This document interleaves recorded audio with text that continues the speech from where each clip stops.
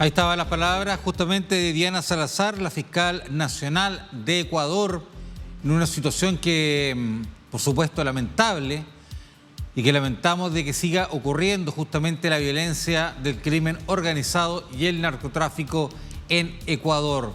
Ya un total de 1.975 personas han sido detenidas en ese país durante estos primeros 8 días de la declaración por parte del gobierno de un conflicto armado interno contra el crimen organizado, de los cuales 158 fueron arrestados por presunto terrorismo. La cifra se desprende de un balance del gobierno de Ecuador publicado sobre las operaciones policiales y militares realizadas en el territorio nacional bajo este nuevo escenario, donde 22 bandas del crimen organizado han sido consideradas como grupos terroristas y actores beligerantes no estatales. Entre el 9 y el 17 de enero, las autoridades ecuatorianas también afirman haber abatido a 5 presuntos miembros de estas bandas, ahora catalogadas como terroristas, mientras que 2 policías fueron asesinados y otros 11 fueron liberados de distintos secuestros ejecutados aparentemente por estas mafias. Durante ese periodo se han incautado 728 armas de fuego, 736 armas blancas, 41 alimentadoras de armas, cerca de 21.200 balas y 521 explosivos. La policía informó del hallazgo de más de 100 armas tras el allanamiento de una vivienda en una zona residencial del este de Quito en una nueva jornada de allanamientos y de decomiso. Justamente para profundizar sobre esto que está ocurriendo en Ecuador, la muerte del fiscal, por supuesto, pero los procedimientos que están llevando a cabo la policía y también el ejército, tomamos contacto hasta ahora con Luis Altamirano, él es excomandante general del ejército del Ecuador, a quien le agradecemos que esté conectado a esta hora con toda Latinoamérica a través de las pantallas de DNews. ¿Cómo está usted, Luis? Buenos días, Cristian. Un saludo cordial a toda la audiencia. Muchas gracias por la invitación. Bueno, muchas gracias a usted por contactarse a esta hora con nosotros. Y la primera consulta que quiero hacerle justamente para luego entrar más a analizar sobre los procedimientos que está realizando la policía, el trabajo que está haciendo el ejército de ese país, las fuerzas militares.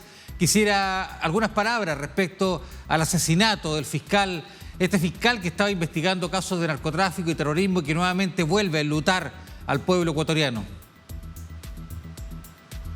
Bueno, esta es la evidencia de los niveles de violencia que atraviesa el Ecuador y de igual forma es la evidencia que el crimen organizado en el país ha alcanzado esta fase de simbiótica por parte de algunas organizaciones, es decir, en donde coluden con el Estado a través ya sea de mecanismos de corrupción, sea a través de mecanismos de intimidación y a través de estas acciones inciden en decisiones de funcionarios públicos de varias instancias, en este caso de funcionarios públicos que están ligados con el sistema de justicia.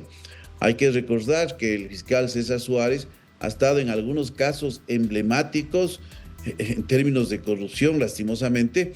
Tenemos el asunto de la corrupción del hospital del Instituto Ecuatoriano de Seguridad Social, en donde se vincula a Daniel Salcedo, y esto durante el tiempo del COVID, una serie de negociados que se venían desarrollando durante la pandemia y que recientemente en estas últimas horas ha sido detenido en Panamá, y no coincidentemente, sino lógicamente por estos nexos que se daban, acompañado de quien fuera exdirector del hospital del Guasmo Sur.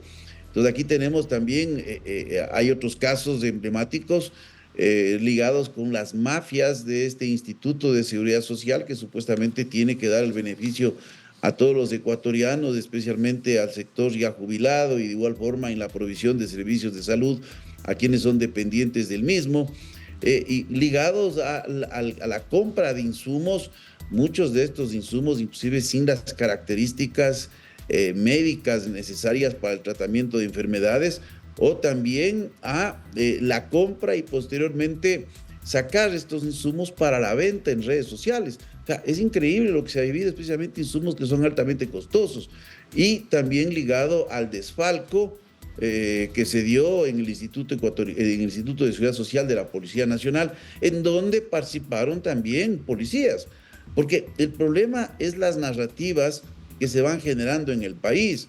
No es que este instituto estuvo exento de funcionarios de la Policía Nacional que tenían el deber legal y la obligación moral de cuidar los recursos de la seguridad social de la policía. Entonces, y por último, las vinculaciones que se vienen dando en la situación de este denominado caso Metástasis, que ya involucra a funcionarios de alto nivel, en el nivel político, en temas de decisiones que se venían dando, a funcionarios del sistema de justicia, y hay 2 fiscales involucrados, hay jueces de corte provincial, jueces de corte nacional de justicia que están involucrados. Y adicional, el caso que se asigna al fiscal para el tratamiento de las acciones que se dieron en el asalto al canal de televisión TC, es un canal de gran audiencia que es de propiedad actual del Estado.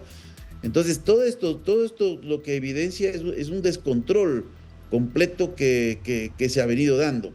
Y ahí tenemos las acciones. Lastimosamente somos muy reactivos, porque una persona que venía actuando firmemente en varios casos, más allá de los sistemas de protección policial que pudo haber tenido, el incumplimiento de los protocolos, porque de acuerdo a las noticias, no tengo una información de primera mano, se conoce que el fiscal no iba a acudir de forma presencial a una de las audiencias de los casos que venía tratando, pero decide tomar su vehículo y salir con la finalidad de atender esta audiencia, y ahí es cuando es perseguido por estos sicarios y prácticamente acribillado, porque lo que conocemos por las noticias le han acribillado con cerca de 20 tiros. Entonces, es terrible lo que estamos viviendo actualmente en el país, y más bien este estado de excepción en donde se ha declarado el conflicto armado interno, y con quien tuve la oportunidad de conversar con ustedes la semana anterior,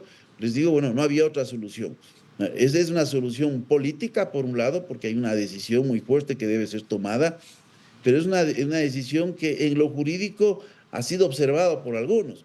Pero la pregunta es, ¿qué más nos quedaba?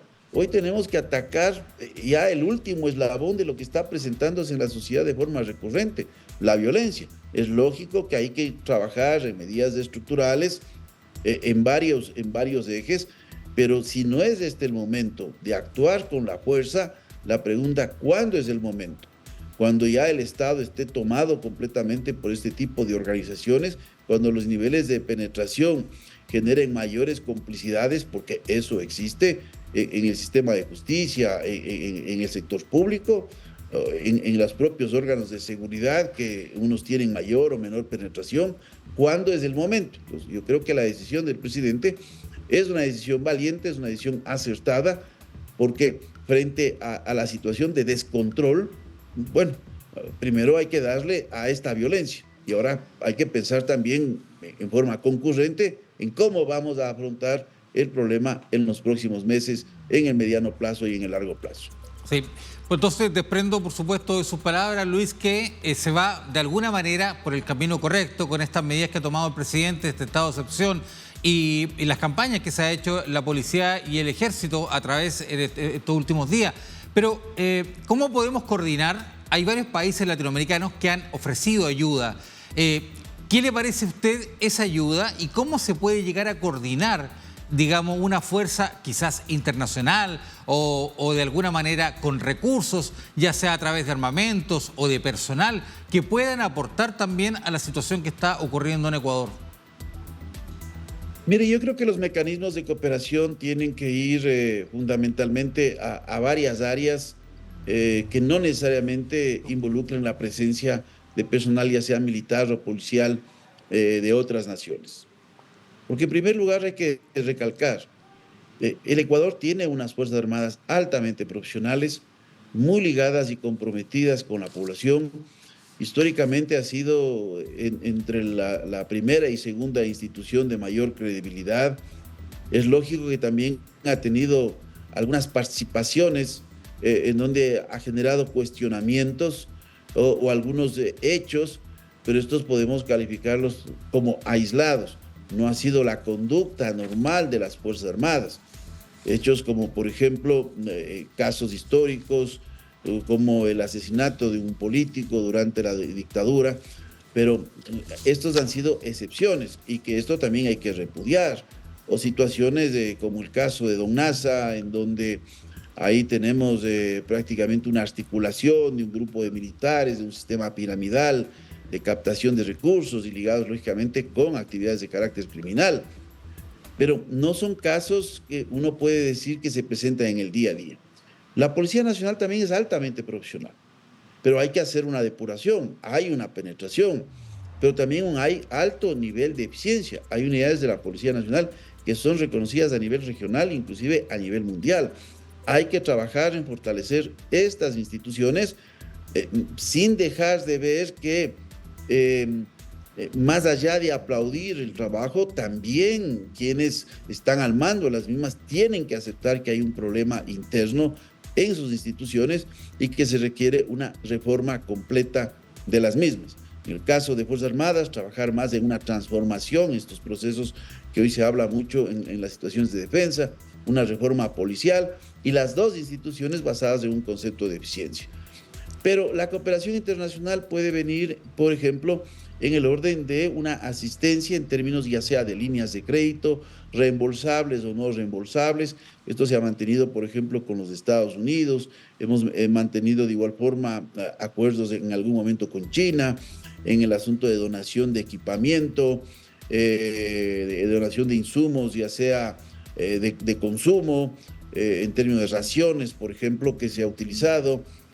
O mecanismos que puedan fortalecer los sistemas de inteligencia, que son altamente vulnerables, que han estado prácticamente en el abandono porque no hay un trabajo fuerte en la inteligencia, se requieren mayores capacidades de carácter tecnológico, se requiere mayor trabajo y articulación entre estos órganos. Entonces, ahí puede existir esta cooperación. La asistencia es lógicamente con la presencia de personal que puede dar entrenamiento, que puede dar asesoría, a quienes así se requieran, porque este es un problema que escapa a las fronteras.